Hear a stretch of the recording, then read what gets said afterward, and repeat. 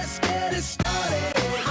Let's get it started in here. Let's get it started. Let's get it started in here. Yeah. The views expressed by J. Michael McCoy are the views of the hosts and guests of Max World Live, and not necessarily the views of Webcast One Live, its staff, its management, the cleaning crew, Dave the electric guy, the guy who cleans the skywalk, the woman who brought in the cookies, the management staff of Hubble Real Estate, the parking lot attendant at Keck Parking, the wait staff over at Miss Kitty's, the coffee crew at Frederick's, the man in the street corner willing to work for food, Rob Spearman, Max Crabb, or anyone else of sound mind. Should you be offended, provoked, intimidated, shocked, confused, or just made to think independently, log on to MaxWorldLive.com right now. It's your voice we want to hear in Max World. And now, live from the palatial studios of Webcast One Live, your host, J. Michael McCoy. All right, 4 minutes after the hour on this 21st day of October in the Lord's year 2014.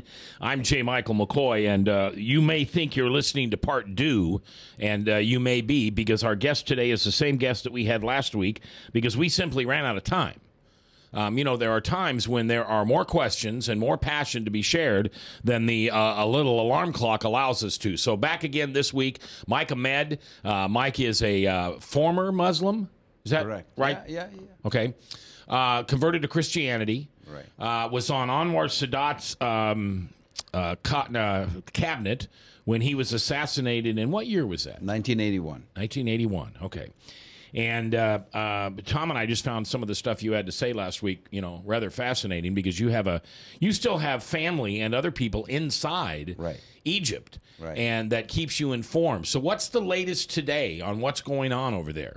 Now, all of a sudden now, Mubarak, is that his name, the president of Egypt? Not anymore. That's the president that was on set. Okay. Now it's Sisi. And for a while, they didn't want him, but now they're okay with him? It's not that they want him. There was a lot of things involved. There's one that was actually impeached before him. He's just drawn blank.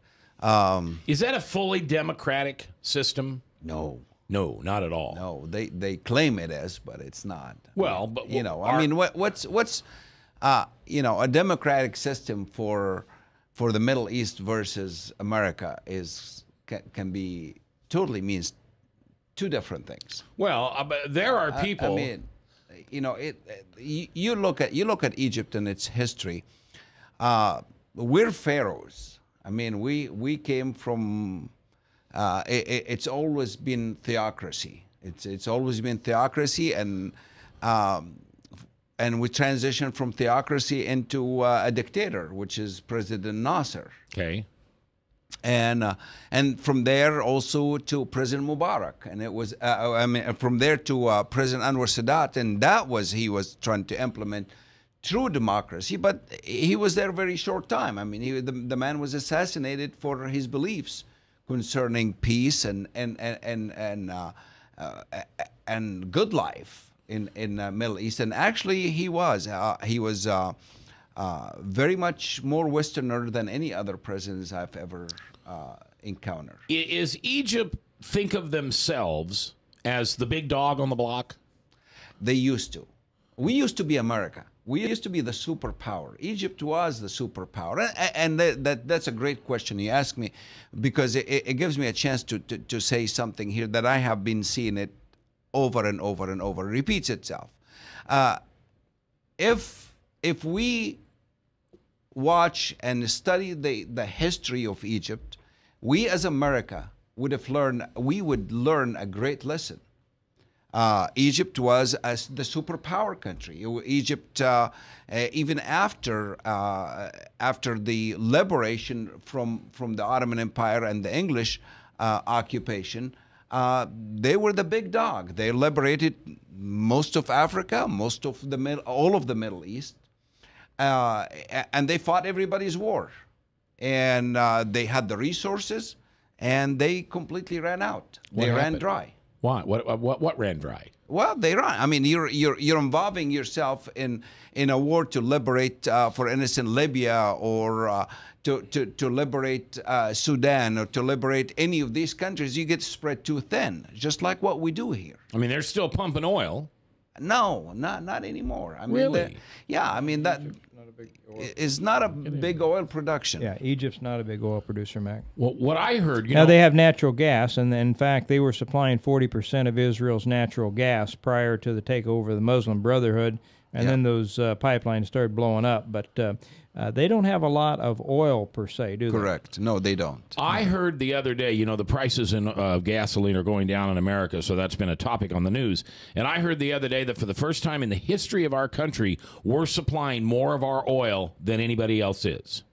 Yes, that's true. And the dynamics of the oil situation, did we talk about this some last week? We may have, but there were some things that happened just in the last week significantly that will impact on oil and all the petroleum distillates, the gas and the heating oil and all of those things just in the last week. And it has to do with Saudi Arabia, Mike. Right, and, and the crude oil. And I don't want to be redundant. Maybe we talked about it last week. But typically what Saudi Arabia's reaction is when the oil price starts going down, they're kind of the regulators. They'll tighten down the screws and they'll shut down some of the production, and all of a sudden then the oil prices start coming back up.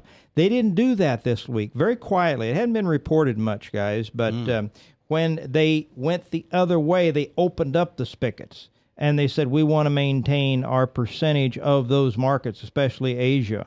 Yeah. And so they are going to do a couple of things. They are going to punish some of their competition, and they are going to try to maintain their percentage of those markets that they were starting to lose, because the U.S. and Canada in particular have been producing more and more oil. Right. Therefore, and the state of the world's economy over in Asia, over in Europe, has been slowing down, so the demand for oil has been backed off as well. I think we could likely see crude oil prices drop down to the $60 to $70 a barrel level, and not a spike, but something that will hang there for an extended period of time, which will punish the higher cost production, those in Iran and what have you that want higher prices. Now, I want to get into the Egyptian relationship with Iran here pretty soon, Mike.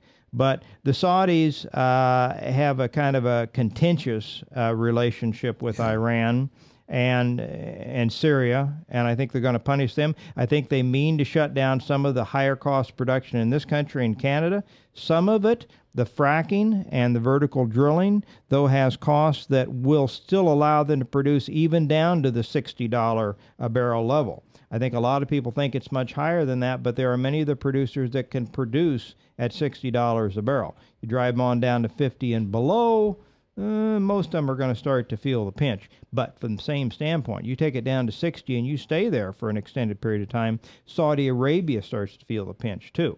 Yeah, now they're going to produce more, and they've got a lot more excess production than the rest of them. But they're also they've been counting on $100 a barrel oil to use. It's kind of like protection money. The Saudis are Sunnis. Much of the radicals are Shia, and they have been paying protection money to many of the leaders of the Shia for a long time to keep peace within their ranks. And it's a situation that, do you want to comment on that? The Saudi-Egyptian relationship. They're the real big oil producers. There's others out there, but Saudis are sitting on quite a bit of oil that they can turn on and off. And I think that announcement hasn't gotten out enough, and I think it will mean significantly lower oil prices. And we'll see, I think we'll see gas prices down to $2 a barrel. I mean, $2 a gallon in this country. Before that much longer, I think it'd be 15, but I think we'll see $2 a gallon gas. I would intend to believe that as well. But I mean, my question is, I mean, why don't we? I mean, the laws for refinery here in America is crippling. Yes. For importing crude oil and forbids. Why is that? I mean, that doesn't make any sense. No, it doesn't make any sense. It doesn't make any sense. We've got laws in the books right now that prevent the exportation of crude oil from this country. Yeah. That's why the refineries, which have refined and retooled themselves to handle different type weight oil that is coming in.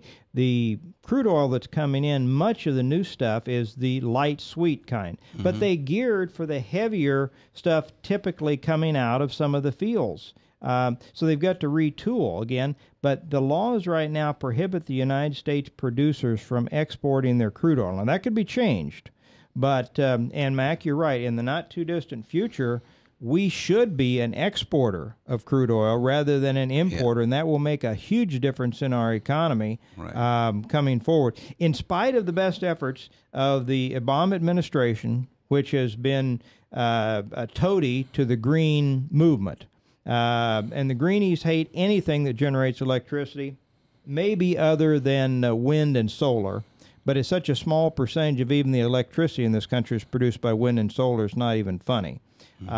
Most of it is still produced by coal, which is in a depression now because of the regulatory onerance of this Obama administration. They want to step up the microphone, doggone Obama does, and take credit for the oil boom in this country when it's been in spite of him. He hasn't improved the Keystone Pipeline. He shut off federal lands, both onshore and offshore, to drilling, and yet in spite of his best efforts to toady up to the climate knotheads like Ed Fallon and the rest of them, it has gone about and done it anyway. The opinions of this program are not necessarily those of the host or the station. Tom Coates' opinions are his own. Mike Ahmed is my guest today, former Muslim and now a Jesus freak like me. And that happened to you because why? You started to investigate what this Christianity thing was about, and you found out it to be the real deal, the truth. Not quite as you put it, Mac. I mean, it's actually that God was seeking me out. Okay. I came to a point where I did believe, continue to believe in God. I've always believed in God all my life. But whether the way to God, whether through Islam or through any other avenues, that was God that was chosen me. And he's the one that approached me with that scripture in Revelation chapter 3, verse 20, which is, I have never read a Bible prior to that. And what is that scripture? It says, I stand at the door and knock. If you open the door, if you hear my voice and open the door, I'll come in and dine with you, and you are with me, which is in an Eastern understanding, and where to me that it means the same thing as growing up in Egypt or any part of the Middle East. You're trained. It's not trained. I mean, you're raised in an understanding. If Tom is my neighbor, and I'm gonna, I like him. I just simply like him, or my interest will be enhanced, whether for stability, whether financial stability, whether it's protection and whatnot. It's all done through blood covenants. It's all done through covenants, and the entire Bible is an Eastern book. The entire understanding is an Eastern understanding. The Eastern understanding says that we continue these relationships, and these relationships happen through covenants. And a blood covenant means all my assets and all my liabilities becomes yours, and vice versa. And I no longer to fight my enemy. You are to fight him for me. And vice versa. You're no longer to fight your enemy. I fight him for you. And that's how we find some of the things that went wrong concerning Egypt, and when they became ally with the Arabs and established the United Arab Nations, and President Nasser became the head of that. Then all of a sudden we're fighting Israel because they were the Arabs. All right. Mike Ahmed is our guest, has massive knowledge, incredible knowledge on Islam and the Muslim nation and what's going on in Iran and Iraq. If you have a question, you're welcome to call in 1-855-244-0077. In a minute, we'll find out who ISIS is. Who really is this band of brothers that we are fighting in the middle of the desert? We'll hear more with Mike Ahmed, Tom Coates, and me, J. Michael McCoy, right here on KTIA Iowa, The Truth, 99.3. From the RE/MAX Real Estate Concept Studios, this is Webcast One Live.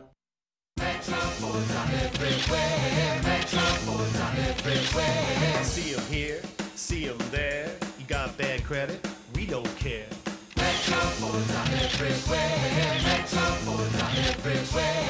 Visit emetroford.com for your guaranteed credit approval. Good credit, bad credit, no credit. Everybody drives with guaranteed credit approval at emetroford.com.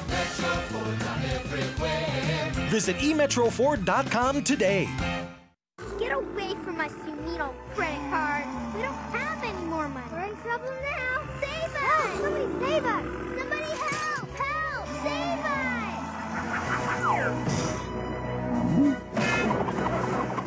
Hi, I'm Tom Coates from Consumer Credit of Des Moines. If your credit card's a little too animated, give us a call. Hooray! We're saved! Consumer Credit, you're our hero! Hey, psst. Let me let you in on a little secret. You ready? Always try to do business with people, not places. Especially if you seek honest Christian business people. And when it comes to my car, I really need to trust who's working on it. Now, my family is so blessed. A few years ago, we found a family-owned automobile repair shop that operates as a Christian business also. Open, honest, reliable, trustworthy.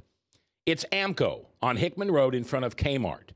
And it's a family-owned Christian operating business. This family treats your car as if it was their car. Everything from oil changes to transmission repair and everything in between.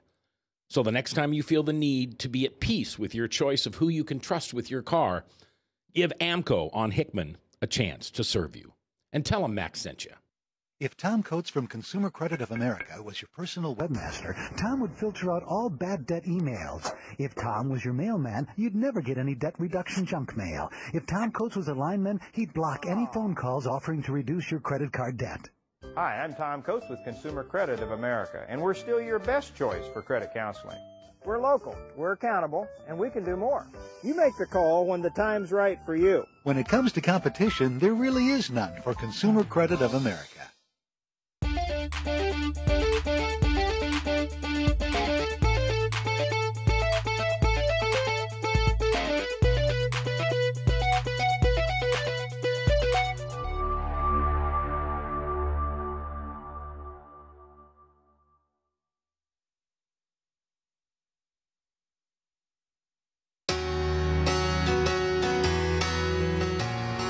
We're back 21 minutes after the hour on this 21 minutes after the hour on the 21st day of October. 21, my lucky number. Tom Coates in the house today for Max World, along with Mike Ahmed, being produced by Ryan. Now, let's go to the phones because Frank's on the phone and he's got something to add. The Voice is here. Frank, you're live on the Max World. What's going on? Well, I got a text from a certain marcher across America, and he wanted me to remind Tom that that's Mr. Knothead. Mr. Knothead to you. Did you really get a text from Frank or from Fallon? I think he's making that up. I want to ask your guest, could he take some time to explain why or why not Islam is a religion of peace? Because we hear that in America, that it's a religion of peace, and these are just radicals who are out doing this terrorist activity. Could you confirm or deny, in your opinion, whether Islam is a religion of peace? Well, thank you for asking that question, but I'll tell you something. A true Muslim, actually, it was always being said, and it's in the Quran, A Muslim is a man where people around a Muslim would be safe from his tongue and his hand. Okay. That's the original. This is what it means. You ask that, you read that in the Quran, but is that practiced today? The answer is no. So would I throw the baby with the bathwater? I am not in that authority, because right now I grew up with the type of Muslims that believed, I mean, we were Sunnis, we believed that the people around you will remain safe from your hand and from your tongue. You're not to backbite. You're not, I mean, everything as was instructed for us as Christians, it was instructed for us as Muslims. We did not know anything about the covering of the hair. The Sharia law, that is not Islam. That is not Islam by all means. Majority of the people that believes in Islam, the majority of what we hear, the Muslims, we understand today, they do not understand Islam. They never read the Quran themselves. They don't know. So is the religion itself supposed to be peaceful? It's the same thing as Christianity. It's supposed to be peaceful religion, but you find many denominations. I mean, I'm not going to pick on one or the others. What are they're teaching? We found many things, many movements, even in the Christianity. Let me follow up on this with a question. One of the things that they have seemed to become most known for, in fact, I read a piece just last night where the ISIS has actually recruited and has paid police forces of women that are going around and beating and subjugating other women that they find walking unescorted or without their heads properly covered.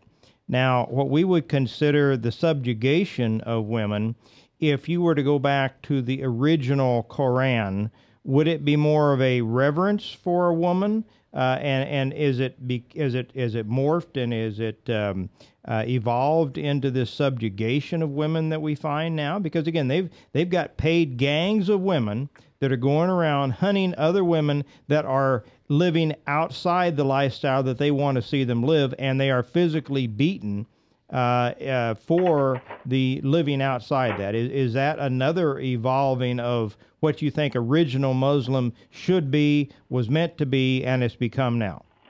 That's true. Is that a good way to describe it? Yes, that's a good way to describe it. Tom Coates in the house today on Max World, along with Mike Ahmed. Do you have any thing? Yeah, I had just one further point I wished he would expound on a little bit. He started to mention about the covenant. And that covenant where you're taking on, you know, each party's kind of taking on the liabilities and the strengths of the other party. Correct. So would you say that, well, obviously I know you would say that a Christian is in a true covenant with Christ our Savior. Correct. But since they follow Muhammad, who was not risen from the dead, who did not die for our sins, would you say they're in a false covenant? Would you say they're in any covenant whatsoever? Because that covenant thing is very important to the Christian faith. It is. It is very important to the covenant faith. And a true Muslim, a Muslim that you probably don't hear a whole lot of from today, and a lot of my families are that way, is they are not following Muhammad. Muhammad is not in a place of God, is not in a place of Allah. As a matter of fact, they consider it a blasphemy to confess Allah as one, and in the same breath to confess Muhammad as his prophet. They don't. They believe that the Muslims were in covenant with God through Abraham and Ishmael. Yeah. That's what they believe they are in. Just like you and I as Christians, we believe we are in covenant with God through Isaac, which is the faith. I mean, we believed in God by faith, that we are saved by faith, by grace through faith. So these jihadis who are they're not heads, my friend. Sorry to say that. They're not heads. These ones that are calling fatwas on certain individuals, they are misinterpreting their own faith. Is that what you're saying? Correct. They've never read the Quran. They came. There has been over 1,000 books that are commentaries that were written after Muhammad's death that refers to Muhammad as saying he said this and he said that. He intended to say this and he intended to say that.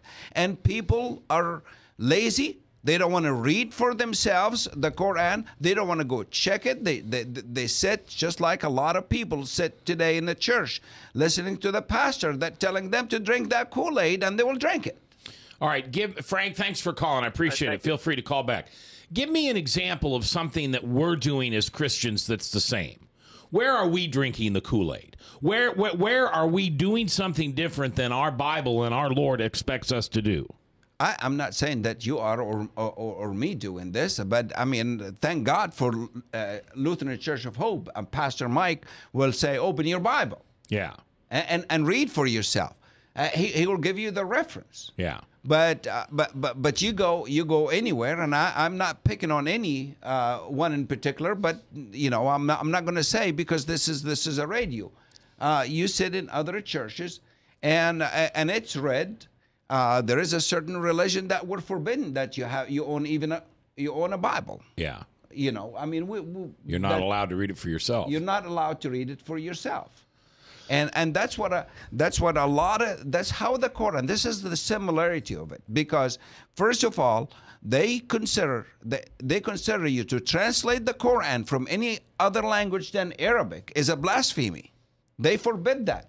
You are not supposed to have anything in resemblance, or even to explain what it says. But yet they take Al-Bukhari, which is a commentary that absolutely took all Muslims in a wrong direction to where they are today, and they honor that. Saudi Arabia, one of them. That's one of their main book for their bylaws. How old is that book? It was founded or written or published 198 years after Muhammad's death. Okay, so it's been around for a long time. All right. Mike Ahmed is our guest, a former Muslim, now a Christian, escaped Israel Egypt in 1981, and has been a part of America ever since. Who's ISIS? And before that, we had Hezbollah, and then we had Al Qaeda, and then is it all the same, and we just keep changing the brand name? Yes. They are the same. And who was it in the beginning? Was it Ishmael? No, Ishmael was Abraham's son.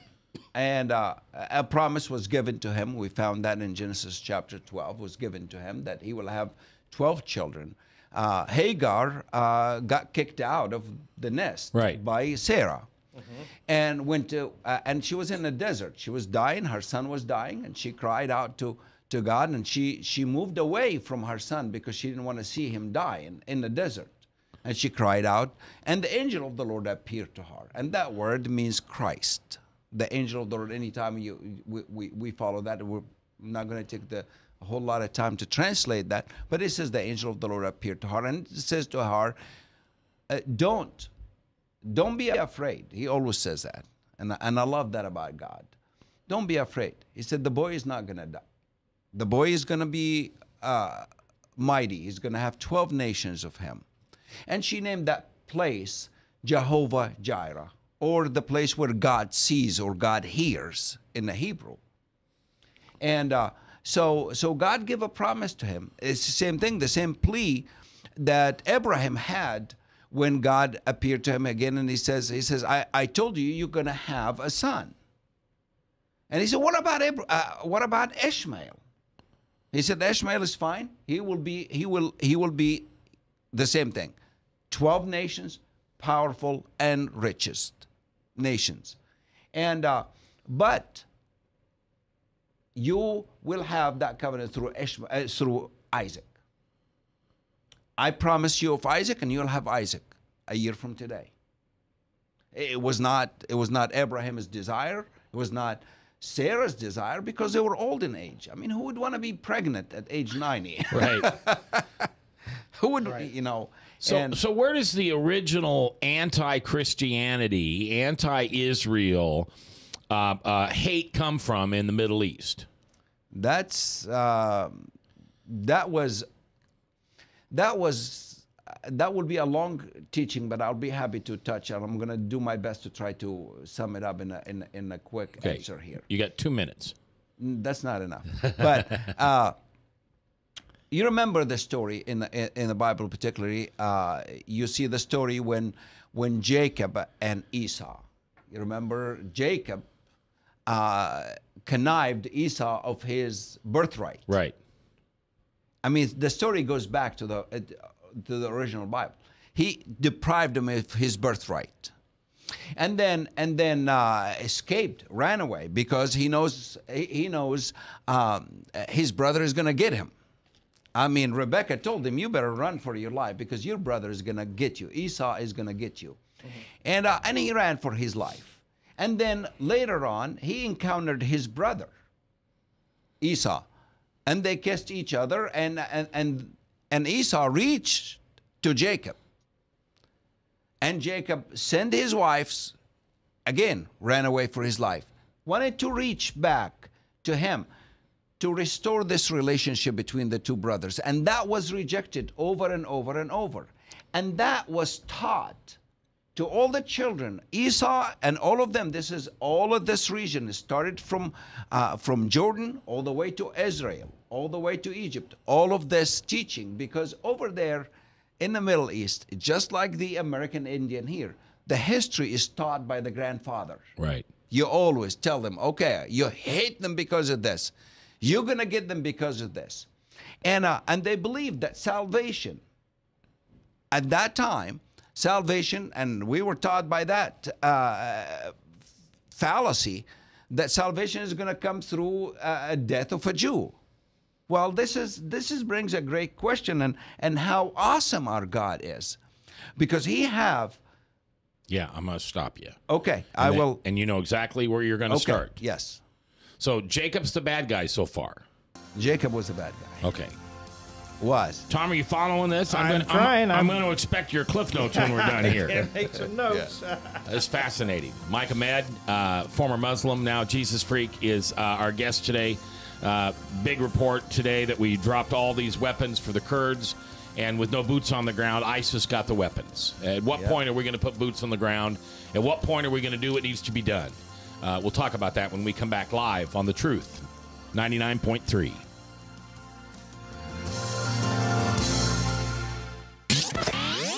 From the RE/MAX Real Estate Concept Studios, this is Webcast One Live. I'm Brian Leach, owner of Service Legends, and my position is Chief Talent Officer. I'm Nicholas Wonderscheid. I am Bernie Homs, And I'm the Service Manager. Marketing Director and Client Relations Manager.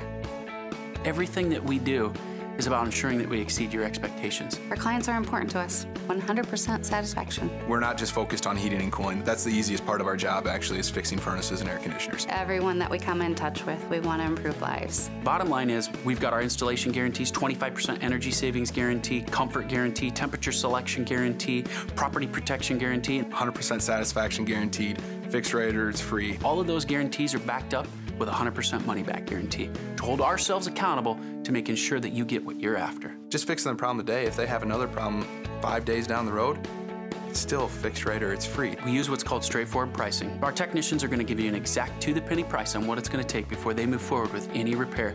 That way you know what to expect. It's the same price every day. No surprises. If you get off work at 5 o'clock in the afternoon, you come home, you realize that, oh, my furnace is broken. Now you need to call somebody out that night. You shouldn't have to pay more for that. We're guaranteeing service 24/7. We run afternoons, evenings, nights, weekends. We're staffed to work that. Phone rings at 3 in the morning. You'll get one of our representatives answering the phone every time. We're not sending you out to Timbuktu in some call center. It's our Service Legend team members, our mission control team. I'll take a call anytime. And then they answer the phones the same way during the day as they do at night. It's a great day at your service company. How can we make you smile? That's the only way to provide true 24-hour service. When you're able to let somebody actually live in their home safely when they weren't able to do that before, where they don't have to stay up at night and worry about, is the heat going to come back on? Are we going to freeze the pipes? Is the baby in the room next door going to be sick because they got too cold? When you're able to help somebody overcome challenges like that, that's impacting a life. That makes a difference. I get goosebumps thinking about it. I love the team. I love the people that I work with. We have fun, but we work hard. I call them my ambassadors of legendary service. If you could just envision what that is, that's who we're sending to your home. They literally will call in, pick up the phone and call and say, hey, I want to talk to your manager. And I get on the phone, they're like, that technician that was at my house was the greatest technician ever. That's cool to me. We want to brighten people's days. Every person that we have going into the house has gone through an extensive background check. Drug testing, we have a very thorough interview process that 1 out of 140 people make it through. If we promise you something, that's what you're going to get, no matter what. We're here when you need us to protect the safety and comfort of your family. If you're not happy, we're gonna make it right. If we're willing to put 100% money back guarantee on what we do, what type of work do you think we do? Give us a call. We're there for you 24/7, 365 days a year. Enough said.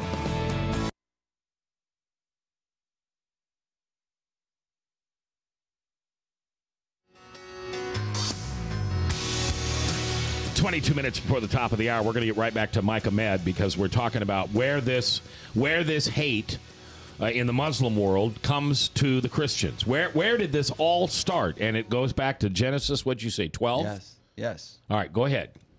So we found that what I have found amazing is because we grew up believing that if you're because of that betrayal between Jacob and Esau, I mean, this is we're taught over and over and over, and Abraham was the father of our faith as Muslims at that time, as well as the father of our faith as Christians, and the similarity concerning where the promise was given. Was it given to Isaac or was it given to Ishmael?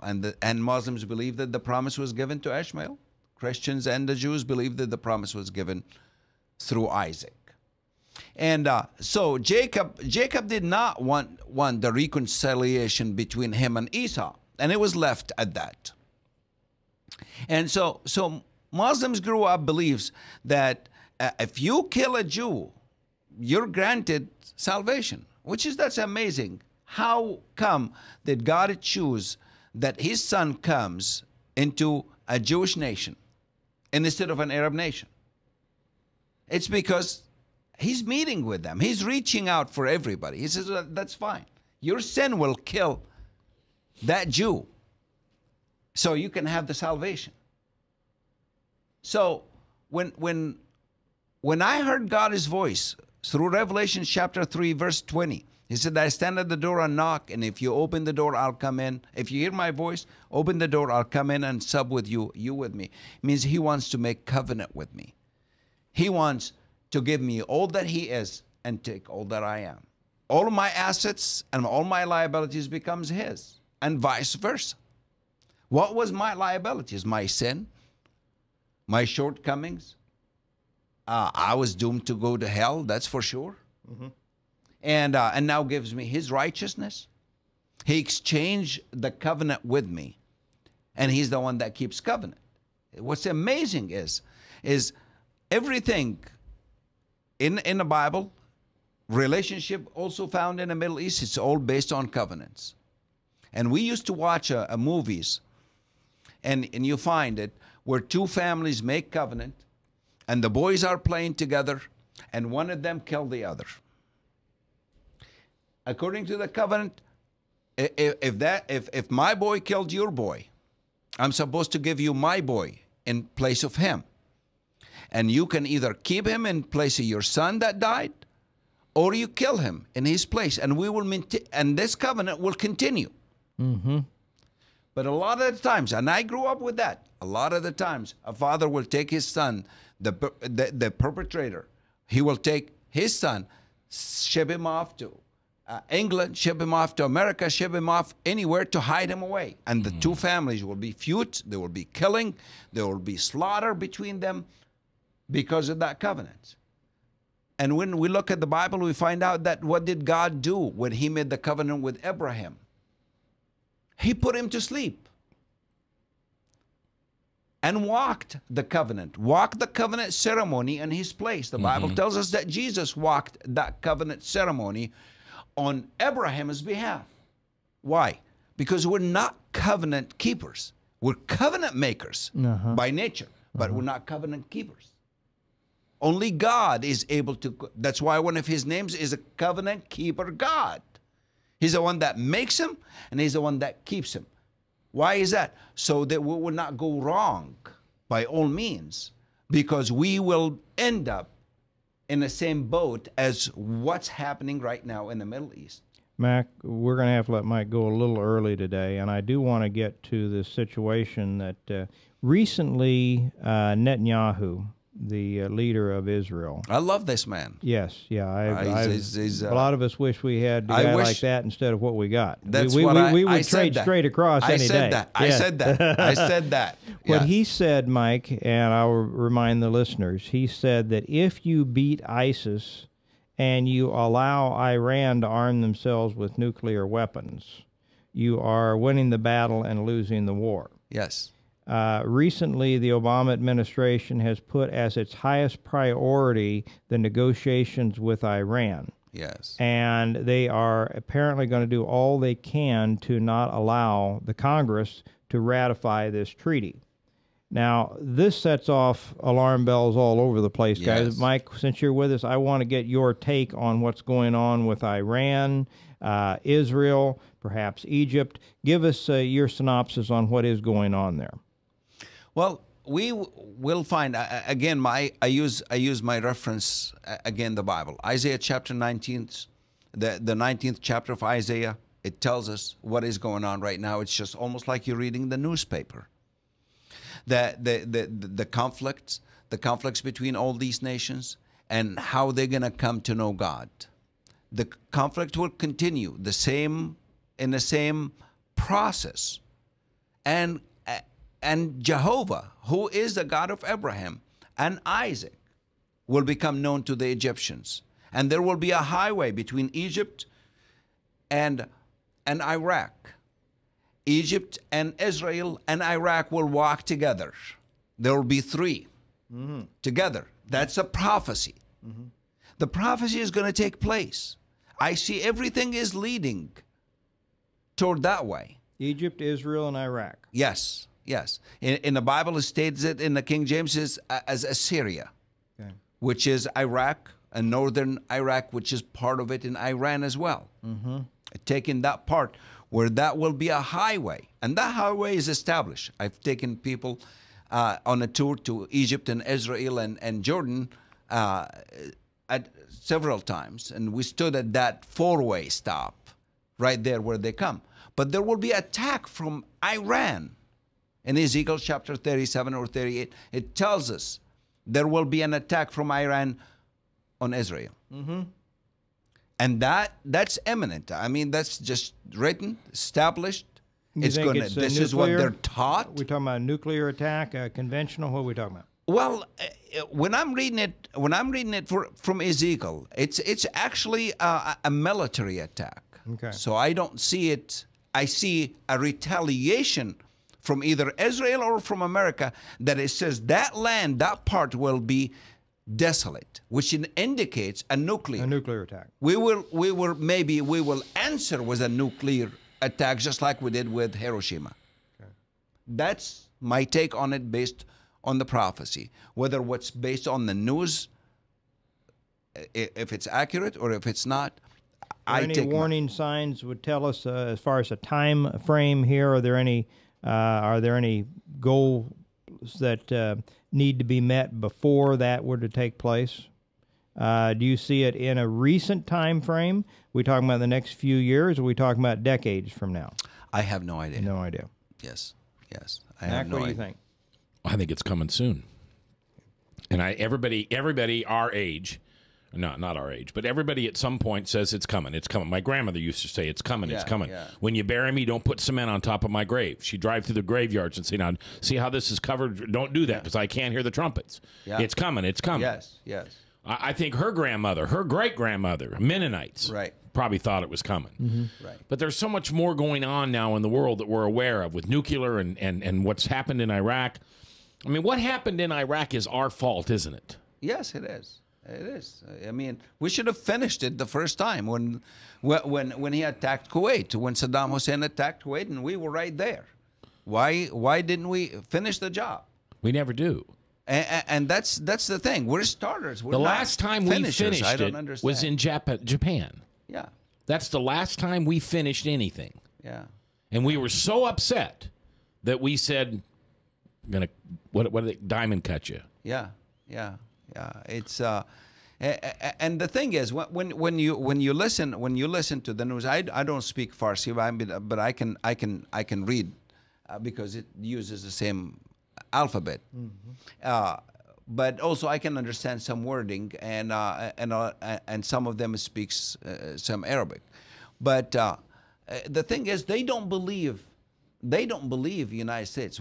I mean, they don't trust us, because they say, and I've heard it over and over. They says, well, how come you are trying to govern the whole world from nuclear when you own the nuclear, when you're the one that did it first? Thanks for being here. We'll invite you back. Tom and I will be back next live. Hey, psst. Let me let you in on a little secret. You ready? Always try to do business with people, not places, especially if you seek honest Christian business people. And when it comes to my car, I really need to trust who's working on it. Now, my family is so blessed. A few years ago, we found a family-owned automobile repair shop that operates as a Christian business also. Open, honest, reliable, trustworthy. It's AMCO on Hickman Road in front of Kmart, and it's a family-owned Christian operating business. This family treats your car as if it was their car. Everything from oil changes to transmission repair and everything in between. So the next time you feel the need to be at peace with your choice of who you can trust with your car, give AMCO on Hickman a chance to serve you. And tell them Max sent you. Get away from us, you neat old credit card. We don't have any more money. We're in trouble now. Save us! Help! Somebody save us! Somebody help! Help! Save us!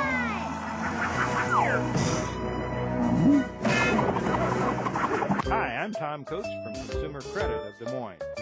If your credit card's a little too animated, give us a call. Hooray! We're saved! Consumer Credit, you're our hero! Metropods are everywhere. Metropods are everywhere. See them here, see them there. You got bad credit? We don't care. Metropods are everywhere.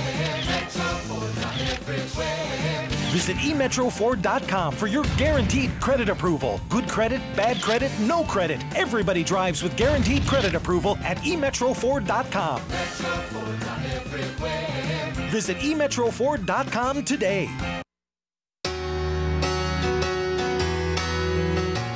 10 minutes before the top of the hour, Salem Radio Network News at 4 o'clock, and then Michael Mudloff with True Blue. We announced earlier in the broadcast that ISIS is now claiming that they have disrupted the air flights in which we're dropping weapons to the Kurds, and they are capturing those weapons. So now we're putting weapons in the hands of ISIS. Presumably the heavy weapons that the Kurds were begging for. Now we've confusion and the incompetency of the Obama administration once again on display. We have dropped them to the enemy. Well, and it's all politics. It's all about politics, just like the Ebola thing, appointing the Ebola czar. He's not a medical guy. He's a political guy. He's a political hack. Been the chief of staff for both Biden and Gore. He knows politics, and the whole thing is about politics with these people, political correctness or their own agenda. It's just so frustrating, Mac. Everything from oil to immigration. Now we hear that they're readying an RFP that will expand by millions and millions of people the guest worker program for illegal aliens that have snuck into this country. There's a lot of people that are afraid of what's going to happen 2 weeks from today. Yeah.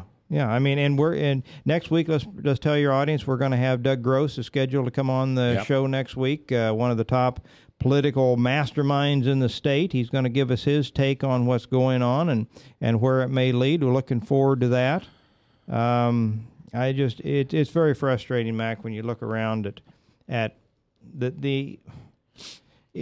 if it's incompetency, it's one thing. If it's intent, it's another. It's ideologically driven. It's what you and I and some of the rest of us said 6 years ago was going to happen by electing Barack Obama, and it's every bit as bad. Now, there's some funny things in here too. he's not welcome anywhere. Everybody's got the "You're not welcome" Barack Obama signs out. Many of the Democrat politicians won't even admit to voting for him. They don't want him anywhere close. He did venture up to Maryland the other day. Did you see this? Yes, I did. And primarily black audience. I saw very few white faces in the crowd. But when he started speaking, he got booed. Yep. He got harassed. Yep. Many of the ones got up and left. Yep. And he said, well, they're my henchmen. They were doing my bidding. In essence, why And by the should... way, that's the term he used. That's was the term henchman. he used. Yeah. He is upset that he is no longer Mr. Popularity out there. And he went to vote in Chicago the other day, and I guess the couple that was standing next to him said, well, I know you're the president, but keep your hands off my girlfriend, was the comment he made. Right, right. Well, and Michelle Obama coming to Des Moines and saying Bruce Bailey over and over 7 times, which is exactly what Biden called him when he came in. And now she's apologized today. She was in Iowa City, and she said, I know I mistakenly called Bruce Bailey, but it's, and of course then she tries to make up for it, but it's been a running joke. And Bruce Bailey, I was sitting with my friend Rob Tully last Thursday night at an event at the club, the Cigar Club, and his cell phone goes off. We were talking politics, because Rob used to be the head of the Iowa Democratic Party. Yeah. He turns around and shows me the cell phone, and it's an hour before the debate is supposed to start. Here it is, Bruce Bailey. Really? Yeah, and he talked to Rob quite a while. I said, how was Congressman Bailey? Well, the thing that I thought was amazing about that debate, did you see it? I didn't, because I was at the club at this event, so we didn't. The look on Braley's face, I mean, it was just terrible. It was scary. I mean, he just hated being there, and he'd roll his eyes and it. But here's the point. Okay, 2 weeks from today plus 10 hours, 8 hours, we're going to know how the people voted. Right. And if we don't take back control of the Senate and the House, it's the low information voter doesn't care. They don't care. They're so scared of Republicans. They're so scared of our morals, because they have none. They're so scared of us holding people responsible for their actions. I don't know if we're ever going to see a guy with an R in office again. In the top office, what you're talking about. I think people are fed up with Barack Obama. They're going to protest him. I don't think they buy into the Republican agenda. I don't think the Republicans have articulated their agenda at all. People said that you need to stand up, set out a new contract with America, and say what you're for. Yeah. They have not done that properly. We are still a divided party. The Democrats do come together. We don't. I think we're going to enjoy a protest vote, but it is not going to matter long term unless we can articulate a vision for this country. And you're right. Some of the low information crowd, some of the ones without, what we would consider traditional morality, reject us faster than anybody or anything. They would embrace ISIS. Yeah. They'd embrace anything before they would Christian conservatives that stick to a fundamental moral code in their lives and expect others to do the same. Yeah, and I personally think as Republicans, we ought to get off the abortion issue, and we ought to get off the gay marriage issue. The abortion issue is going to be handled by science. At some point, there's going to be a powers that be that says, guys, this is a human. Okay, well, I agree with you on that to some degree, but let's look at the where the gay marriage issue is going. There have been 2 instances recently. One popped up in all places, Idaho. 2 pastors run a marriage place, and I don't remember the name right now. I should. It's been in the news. But they are prevailing on them to perform gay marriages. They're Christians. They say we won't do it, and the local authorities are threatening to put them in jail and fine them $1,000 a day if they don't do it. The other one is Houston, where they've got an openly lesbian mayor, and they are threatening some of the local churches because they are preaching against homosexuality. Now, Mac, it isn't just a matter of being tolerant. They don't want tolerance. Right. They want it run their way, and they're the least tolerant bunch out there. So I agree with you, but let's just get that out of our Republican. Let's let the Attorney General handle that when we have a Republican in the White House. We're going to allow the pastors to be put in jail for preaching from the Bible. They're not gonna get put in jail. Well, I don't think they will. Tell that to some of the places elsewhere in the world that have embraced this. Say, well, let's be diverse. And again, the other side doesn't want diversity. They want their side only represented. And if you speak out, you're going to be guilty of hate crime. Right. I agree. But at some point, I believe common sense will prevail. Mm-hmm. But if we want the Republicans back in charge of this company, I didn't say that accidentally. I said company, not country. Mm-hmm. If we want smart business people back in charge, we're going to have to let some of these moral issues become backstage. Not off the stage, just backstage. I understand what you're saying. I think there's a lot of sentiment along those lines. Billy Graham said the other day that this country is becoming as immoral as Sodom and Gomorrah. Yeah. I understand. I think it's something we need to work out, but I don't think this vote is going to necessarily settle much of anything, but we do want to take back that Senate to hold Barack Obama accountable. All right, next week, Mr. Doug Gross, he'll be in with Tom Coates. Until I see you again, just forgive, would you, please? Show the tolerance. Forgive your mother-in-law or your son-in-law or your neighbor or your son or your daughter. Offer forgiveness and spread the everlasting love of Jesus Christ across this country. See you tomorrow.